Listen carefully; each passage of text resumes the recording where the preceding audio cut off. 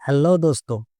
मैं आज के साथ ऐसे कहानी लेकर आया हूँ जो आपने कभी नहीं सुना होगा।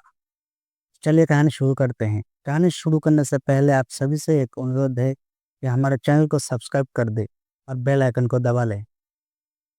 सोनाली फोगाट की मौत पर क्यों याद आ रही है 14 साल पुरानी लव स्टोरी।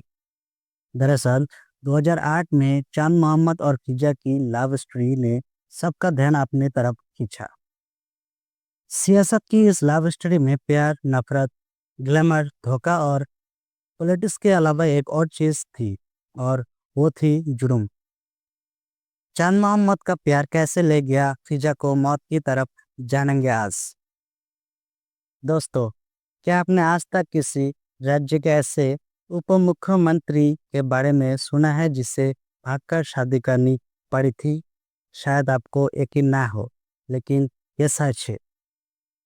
बात 2008 की है। एक राज्य के उप मुख्यमंत्री जी को एक लड़की से प्यार हो जाता है, मगर नेताजी तो पहले से ही शादीशुदा थे, इसलिए प्यार के खातिर सत्या छोड़ के लड़की को लेकर भाग जाते हैं। प्यार के खातिर मंत्री जी चंद्रमोहन से चांदमोहन बनकर फिजा से निकाह कर लेते हैं। मगर चीजें तेजी से बदलती है और बदलते वक्त के साथ एक दिन वही फिजा अपने ही घर में मरी हुई मिलती है। अनुराधा वाली उर्फ फिजा हरियाणा की पूर्व असिस्टेंट एडवोकेट जनरल थी। दिसंबर 2008 में उसने हरियाणा के पूर्व मुख्यमंत्री भजनलाल के बेटे चंद्रमोहन से निकाह कर लिया था।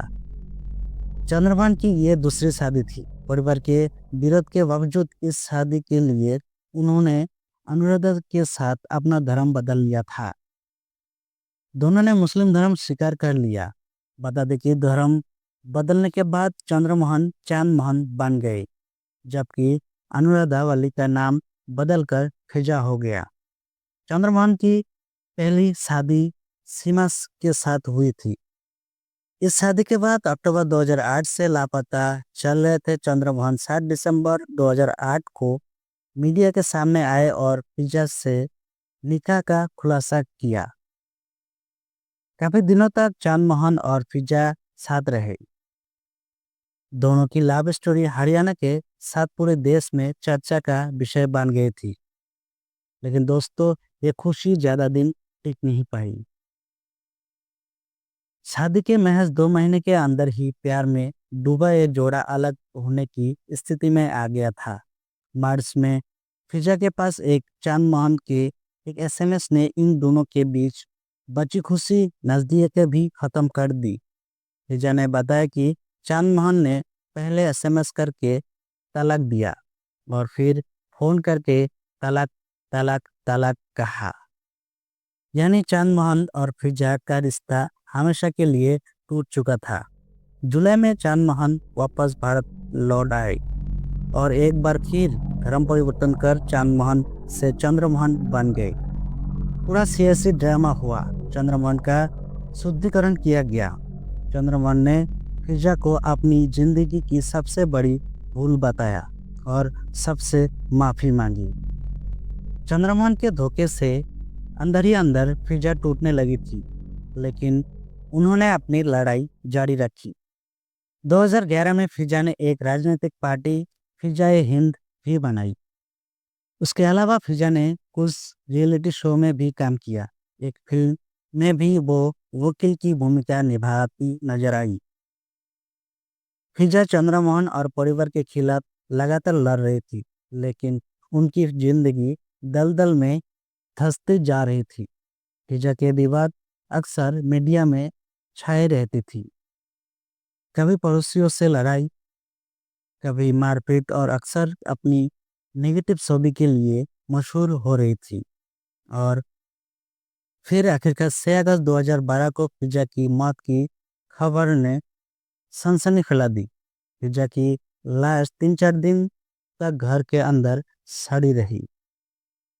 शव सड़ चुका था, उस पर कीड़े चल रहे थे। वही शव के बगल में 2 लाख कैश और 1.5 किलो सोना भी पड़ा था। तो आखिर फिजा की ये हालत कैसे हुई? नेताजी की प्रेम कहानी और चंद्रमोहन के चांद मोहन बनने की पूरी कहानी क्या थी?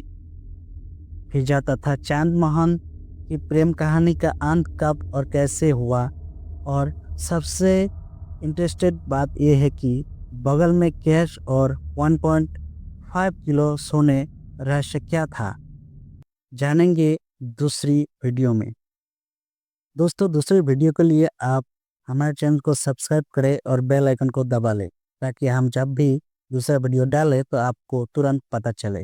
इस कहानी को पूरा सुनेंगे। दोस्तों, फिलहाल मैं ये बता देता हूँ कि लोग सवाल उठाने लगते हैं कि कहीं अनुराधा की हत्या तो नहीं की गई है। पुलिस हत्या के एंगल से भी इस केस की जांच करती है, लेकिन उन्हें इस मामले में हत्या जैसा कुछ नहीं मिलता है और फाइनली अनुराधा की मौत को आत्महत्या मानते हुए केस लगभग बंद कर दिया जाता है। मार्च 2023 में अनुराधा के एक करीबी द्वारा इस केस की सीबीआई जांच की मांग की जाती है। मोहाली पुलिस की ओर से इस मांग को करने वाली करीबी का स्टेटमेंट भी रिकॉर्ड किया जाता है, लेकिन इस मामले में कोई नया सबूत न मिलने के कारण 2013 में ऑफिशियली केस को बंद कर दिया जाता है। लेकिन आज भी बड़े पैमाने पर लोग अनुराधा वाले की डेथ को रहस्यमय मानते हैं। वही दूसरी ओर चंद्रमोहन के परिवार पहले ही मिल चुका था।